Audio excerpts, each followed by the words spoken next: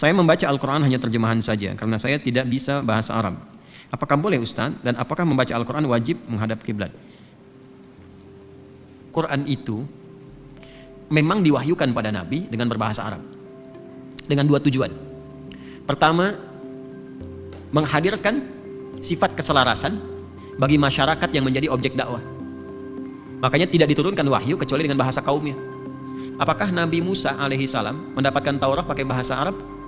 Tidak, bahasa kaumnya waktu itu. Apakah Nabi Isa alaihi salam mendapatkan Injil dengan bahasa Arab? Pakai bahasa Inggris? Hah? Nabi Musa dapat risalahkan Commandment misalnya, kan tidak kan? Ya, pakai bahasa kaumnya waktu itu ya. Nabi Lut, Nabi Ibrahim dan sebagainya. Nah, jadi pertanyaan sebetulnya pertanyaan tiga logis kalau ada yang mengatakan, wah itu Quran tuh hanya eksklusif untuk orang Arab pakai bahasa Arab. Nanti bisa dikatakan berarti Injil juga yang pada masa Nabi Isa eksklusif untuk kalangan masyarakat Aramaik saja. Ya, nanti bisa dikatakan ya Taurat juga eksklusif itu. Nah, cara berpikir yang salah itu. Ya, masa Tuhan menurunkan wahyu dengan semua bahasa? Kan jadi bingung yang menerimanya kan? Bayangkan kan, jadi yang fitrah itu mengatakan semua yang diturunkan harus bersamaan dengan kemampuan untuk menyerap di masyarakat objek dakwah masing-masing. Maka turun dalam bahasa Arab karena khitabnya objek dakwahnya adalah masyarakat Arab pada masa itu, tapi indahnya ini dia. Dijawab di surat Yusuf itu. Ya. Di ayat yang kedua. Coba lihat Yusuf ayat yang kedua.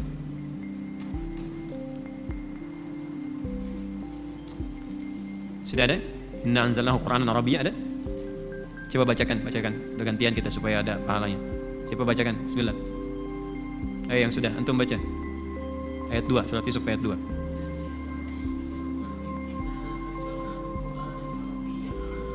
Taqilun. Ada? Jelas ya?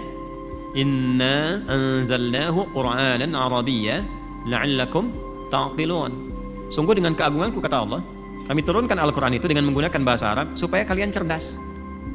Ternyata konstruksinya Al-Quran difirmankan oleh Allah dengan bahasa Arab itu, konstruksi bahasa Arab itu bisa mensupport kecerdasan, menstimulus seseorang lebih cerdas lagi. Saya membuktikan, makanya saya itu mencintai Al-Quran sejak kecil, tapi ngambil jurusan bahasa Arab. Bukan untuk bisa bahasa Arab ya, ya cukup jadi pekerja migran misalnya, itu bisa bahasa Arab. Tapi belajar bahasa Arab itu berbeda. Nahwu, saraf, balaghah, ilmu arud, adab, kita pelajari itu betul-betul memang. Ya, di bahasa Arab itu gramatikalnya terjaga, beda dengan bahasa lain. Yang lain pun bagus-bagus misalnya, tapi bahasa Arab itu unik. Jadi desain bahasanya pertama, setiap hurufnya, setiap huruf yang diucapkan itu mewakili semua tempat keluar huruf dalam tubuh kita. Namanya makharij, tempat keluarnya huruf. Jadi setiap huruf dari alif sampai ya itu ada yang keluar dari bibir sampai ke bagian bawah di sini rongga udara. Semua terwakili. Di bahasa lain mungkin sebagian tempat saja, sebagian tempat. Tapi dalam bahasa Arab semua keluar. Yang lidah, sisi lidah, tengah lidah, dalam lidah, ya. Yang bagian atap-atap keluar. Yang depan aja bibir tuh ada 3 tuh, mim waw ba itu. Waw, mim, ba, itu 3-nya udah beda sifat hurufnya. Terwakili semua sampai ke dalam. Kemudian konstruksi kebahasaannya itu ternyata menstimulus kecerdasan. Antum kalau belajar sharaf dipelajari ya, dari konstruksi tasrif fa'ala yaf'ilu fa'ala yaf'alu fa'ala yaf'ulu sampai ke ujungnya fi'il mudhari majhul, itu nanti terbiasa mengkonstruksikan sesuatu cepat. Jadi kalau ada persoalan tuh antum bisa runutkan dengan cepat. Kalau belajar nahwu itu, nahwu kan akhir harakat tuh. Apakah a, i, u dan sebagainya huruf, itu memudahkan untuk merangkai sesuatu dengan utuh sampai ke ujungnya. Kalau belajar balaghah itu bisa menerangkan dengan runtut, jelas.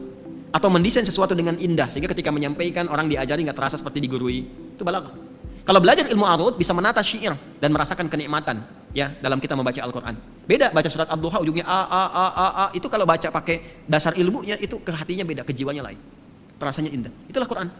Supaya cerdas. Dan hebatnya, dahsyatnya karena ini mukjizat, Allah berikan kemudahan kepada semua manusia. Sifat itu. Karena itu syarat baca Quran walaupun berbahasa Arab bukan bisa bahasa Arab. Karena itu silahkan cek. Banyak orang-orang kita itu yang tidak bisa bahasa Arab, jangankan baca, hafal pun lancar. Dan bukan cuma di Indonesia. India bisa lancar. Cina bisa. Ya, di Indonesia Masya Allah 34 provinsi ditemukan, semua suku bisa. Bisa berbahasa itu. Ya, artinya bisa membaca Quran walaupun tuturannya bukan bahasa Arab. Saya ini di Arab tinggal. Di beberapa tempat juga. Dan saya mengajar di Arab. Kadang yang saya ajar itu orang Arab. Apakah orang Arab otomatis bisa baca Quran? Belum tentu. Ya, belum tentu. Karena baca Quran itu nggak sama dengan bahasa Arab yang dialek. Itu bahasanya bahasa fasih. Ada panjangnya, pendeknya, kan? Ya, dan walaupun mereka kemudian membaca, nggak bisa sembarangan baca. Karena kan di Arab juga nggak semua bisa bahasa Arab. Tuh, kaget kan? Ya kan? Kaget dong, hah gitu ya. Di Arab nggak semua bisa bahasa Arab. Seperti di Indonesia nggak semua bisa bahasa Indonesia. Apa kabar Pak? Saya, ujang kumaha. Ya kan? Itu.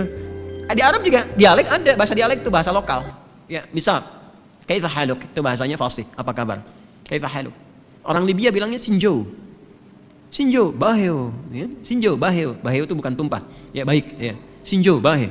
Orang Mesir bilang apa? Zayak khair. Khair yami. Ya. Orang Syria bilang apa? Ishlunak. Ya kan? Khair. Ya. Bahasa fasihnya apa? Kaifa haluk. Nah, itu yang fasihnya. Nah, Quran itu turun dengan bahasa yang sangat fasih. Dan dahsyatnya, bacanya ada panjang pendeknya. Ada harakatnya, itu keindahan tersendiri. Jadi, indah tuh begini, indahnya baca Quran tuh. Ketika panjang dan Anda tahu itu cara bacanya, itu ke hatinya akan berbeda. Getaran jiwanya itu. Ya, kadang ada penekanan. Kenapa ketika semua malaikat sujud, ini contoh aja ya, ini mukjizat dari segi bahasa nih. Kenapa ketika malaikat diminta sujud, semua sujud kecuali iblis, itu di situ ada mad jaiz munfasil dan ketemunya dengan qalqalah. Supaya ada penekanan. Boom. Ya, qalqalah itu kan huruf yang kuat, harful infijar ada 5, qaf, ta, ba, jim, dal. Huruf mujadid itu harful infijar. Infijar itu yang menekan di dalam, lantas diledakkan keluar. Bam, gitu. Ya, mimma sadd, gitu kan? Ada ledakan ke situ. Nah, itu ketika dibaca dengan benar, makanya kalau kita baca Quran itu enak, kejiwanya kuat sekali. Ya. Wa idh qulna lil malaikati isjudu li adama fasajadu illa iblis. Ada kecaman di kita itu. Makanya kalau baca begitu tuh. Jadi lahir di kita itu rasa nggak suka sama iblis. Emang harus nggak suka musuh. Itu desainnya tuh. Ya, makanya kita bisa baca 2 harakat, 4 harakat, tapi ketika menghadapi huruf infijar begitu, kita ngerasa perbedaannya. Di ketika malaikat tuh lembut, makanya dikasih 5 harakat. Mad wajib muttasil, lembut di situ. Jadi jangan ditinggiin bacanya. Wa idh qulna lil enggak enak bacanya. Wa idh qulna lil malaikati, enggak enak. Wa idh qulna lil malaikati. Nah, wa idh qulna lil malaikati isjudu li adama fasajadu yang mendayu-dayu pun tetap akan ada penekanan. Fasajadu illa iblis. Tuh, beda kan? Dia ada penekanan di situ. Itu lain, rasanya lain. Ya.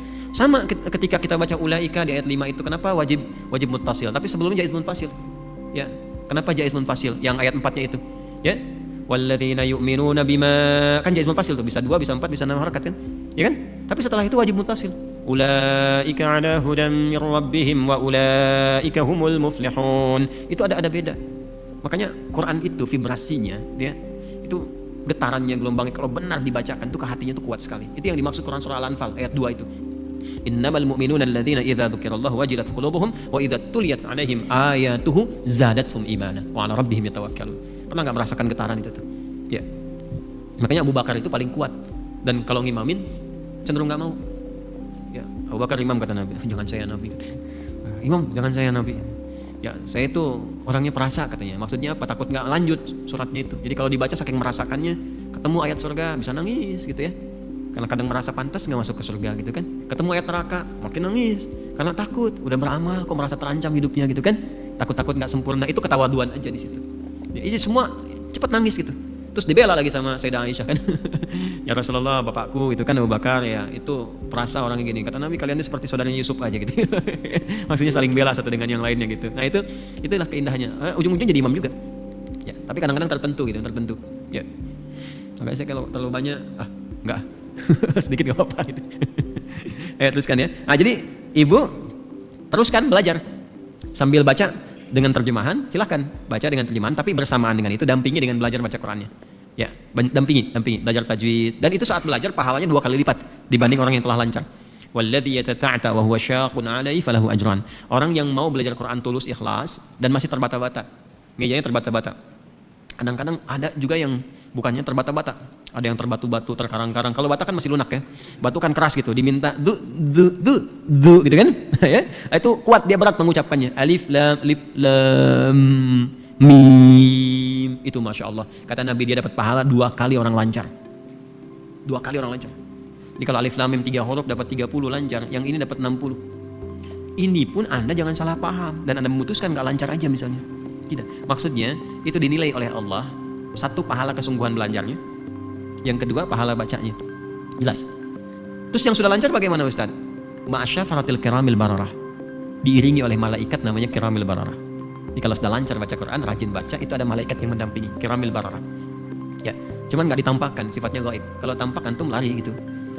Nah, kiramil bararah itu ada metafornya. Kiram itu menjaga kemuliaan, bararah merubah kebaikan. Jadi makanya orang kalau rajin tilawah Quran, rajin baca aja, Ramadan rajin baca, itu kesuksesan interaksi dengan Quran ketika dia berubah jadi orang baik. Makanya kalau ada orang rajin baca Quran, nggak lembut, ada yang salah. Karena ciri khas Quran itu kelembutan. Ciri khas Quran. Kalau ciri khas hadis, hujah, kekuatan hujah, ciri khas hadis. Usul fikih intelektual. Makanya orang yang jago usul fikih jago intelektual, merangkai sesuatu. Kemudian logikanya itu kuat gitu. Itu usul fikih. Wah, apalagi kalau ahli Quran, ahli hadis, ahli fikih, hujahnya kuat, logikanya tajam, orangnya lembut. Wah, udah itu luar biasa tuh. Ya, makanya belajar dari sekarang. Ya. Jangan cepat kaget, gampang kagum, berhenti di situ. Cepat kaget, gampang kagum, dibikin mal baru, kaget, kagum, datang ke situ, cuma lihat aja foto-foto udah gitu. Ya, penyakit itu dikurangi sekarang. Ya, musim sepedaan, titik spot foto balik lagi, cuma buat update foto aja keluar. Nah, kurangi yang begitu, ambil yang bermanfaat. Manfaat olahraga, setelah itu selesai kerjakan yang lain lagi, ya. Bawa subuhan dan seterusnya. Jadi itu ya, silahkan sambil dibaca, sambil berusaha belajar juga. Kemudian apakah wajib menghadap kiblat? Tidak, itu adab. Adab. Imam An-Nawawi menyebutkan itu dalam kitabnya At-Tibyan fi Adab Hamalatil Quran. Di antara adab membaca Al-Quran itu menghadap kiblat dan disunahkan berwudu. Jadi nggak wudu pun sah baca Qurannya, berpahala, tapi akan lebih mulia bila punya wudu. Nah, kalau tidak punya wudu ya berwudu. Karena wudu nggak bisa di-share. Share dong wudunya dikit nih buat baca Quran, nggak bisa, harus wudu sendiri. Wudu. Setelah itu salat sunat, wudu kalau mampu dilakukan 2 rakaat. Itu kebiasaannya Bilal bin Rabah.